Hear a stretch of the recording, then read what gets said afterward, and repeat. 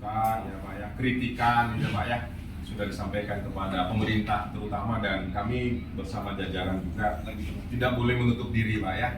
Itu kita sudah sepakat bahwa kita tidak menutup diri dengan apapun yang namanya regulasi. Tetapi negara juga harus hadir melindungi masyarakat dalam hal bertransportasi. Kan kira-kira gitu Pak ya. Jadi kita sepakat dulu pada wilayah itu Pak. Nah, sekarang Kementerian Perhubungan itu adalah regulator Pak. Artinya menyusun regulasinya. Implementasinya nanti ada di masing-masing pemerintah provinsi di tiap-tiap wilayah. Jadi terkait tadi yang disampaikan oleh Bapak tadi ya, masalah bagaimana kuotanya segala macam itu nanti ada di masing-masing pemerintah provinsi Pak. Kami tidak masuk sampai ke sana. Tapi kemudian saya setuju juga Pak, kita harus duduk bareng dengan teman-teman dari instansi yang lain kan gitu ya Pak ya. Saya kira ini akan kita harmonisasikan kembali Pak dengan teman-teman di KL. Tetapi tadi terkait dengan aplikator Pak, itu kan memang bukan ranah di Kementerian Perhubungan ya Pak ya. Untuk yang satu itu barangkali saya mohon maaf karena saya juga tidak bisa menjawab Pak kalau yang terkait tentang aplikator itu gitu ya. Tetapi saya sangat senang sekali Pak, karena saya juga pengguna Pak sebetulnya. Anak saya juga tiap hari menggunakan jasa Bapak semuanya. Jadi saya kira sebenarnya kita sudah dalam frekuensi yang sama Pak. Tetapi satu hal barangkali Pak nanti ditambahkan sama Pak Asnal ya Pak ya, terkait tentang revisi. Sebenarnya kalau saya melihat membaca revisi itu Pak, itu sebenarnya itu ada jalan tengahnya Pak. Jalan tengah terhadap kondisi yang ada, bahwa salah satu poin yang tadi yang disampaikan Pak Wahyu Pak ya, terkait dengan masalah uji. Nah, di masalah pengujian ini memang bahwa semua kendaraan yang mengangkut penumpang itu kan memang harus kita jamin Pak safety-nya. Tetapi sekarang dengan terbitnya PP 35 tahun 2023, pengujian itu sudah 0 rupiah Pak. Nah, ini saya kira hal yang sangat bagus sekali Pak. Jadi tidak ada lagi beban saya kira di situ. Nah, tinggal nanti bagaimana teman-teman di di mitra melalui badan hukum. Sekarang badan hukum masih kooperasi dengan perorangan ya, dengan PT. Nah, itu kita jembatani Pak, kita jembatani dengan pola itu, karena melihat kondisi Pak akhir ini juga banyak kecelakaan juga ya Pak ya. Kita harus memastikan bahwa Bapak juga berkendara dengan baik, penumpang juga yang Bapak bawa juga berkeselamatan, kan kira-kira gitu kita. Nah, kemudian tadi Pak Agung ya. Nah, kita tidak bisa bikin aplikasi Pak karena memang negara itu tidak boleh berbisnis dengan masyarakat ya Pak ya. Jadi negara itu betul-betul hanya menjadi regulatornya saja. Jadi memang itu adalah pure ranahnya daripada aplikator, dan negara memang tidak boleh kita berbisnis dengan masyarakat, itu nggak boleh. Jadi kan ada di undang-undang namanya orang banyak. Betul. Dalam produksi itu dikuasai lebih. Kemudian itu ini undang-undang dasar Pak. Iya.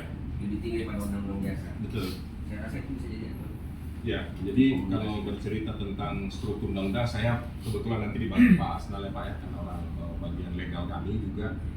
Tapi kemudian saya meminta kepada teman-teman semuanya, semua masukan termasuk tadi yang dari Pak Ketua ya Pak ya. Izin kami coba nanti orek-orek. Dan ini dari Bali Pak ya. Jadi coba kita pelajari, kita lihat, dan kalau memang ada hal-hal yang kurang sesuai dengan regulasi yang terjadi di sana, ya pasti kita akan melakukan sebuah upaya, entah itu berupa bersurat, entah itu teguran, apapun itu, karena memang tugasnya kita adalah pembinaan kepada pemerintah di wilayah masing-masing. Mungkin Pak Aslam ada hal yang penting Pak. Terima kasih Pak. Assalamualaikum warahmatullahi wabarakatuh. Assalamualaikum. Pak, mau Terima kasih Bapak Ibu sekalian. Sini ada Ibu Pak. Iya, satu Pak. Kehadiran Ada itu, maaf. Bapak Ibu sekalian, kami prinsip tidak menutup diri. Arti gini Pak, kita mungkin Pak Arief tadi udah sampaikan Pak, filosofi permen-permen yang udah ada awal-awal Pak. Memang setiap menyusun peraturan perundang-undangan itu memang ada tahapan-tahapan. Mungkin Pak Arief pernah ikut kali ya. Situ kita. Saya pemohon Pak. Bukan Pak? Saya pemohonnya. Oh iya. Pemohonnya adalah Waktu itu kan kita ikut Pak ya, pembahasan berhari-hari Pak, melalui kajian dari akademisi dan dari pengamat juga Pak, mungkin Bapak ingat juga.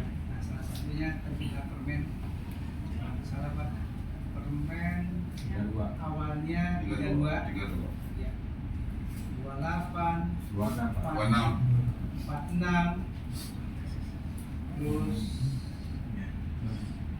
108, ya Pak ya. Ini salah satu pemerintah tidak menutup terkait hal-hal yang masukan-masukan Bapak Ibu sekalian. Nah, mungkin kami nggak tahu lah Pak ya, apakah waktu itu perwakilan dari Bapak ada atau tidak. Ini kami nggak mengetahui itu Pak. Nah, terbitlah Permen 118 dengan mekanisme sudah melakukan sosialisasi, pengujian publik. Kita beberapa daerah kita adakan sosialisasi Pak, gitu, ke provinsi-provinsi. Sekarang karena ada bukan isu ya, kebijakan pemerintah terkait subsidi Pak ya. Nah, mungkin Bapak Ibu sekalian tahu. Akhirnya kami ya, apa yang harus diperbaiki dari Permen 118 ini? Kemarin kita adakan rapat, minta masukan terkait dengan persyaratan-persyaratan untuk mendapatkan hal itu. Akhirnya kita diskusikan, kita undang. Saya nggak tahu sejauh mana yang hadir, tapi banyak Pak. Sepengetahuan saya yang hadir pernah juga ikut yang awal Pak Aris. Yang ikut awal, saya masih ingat.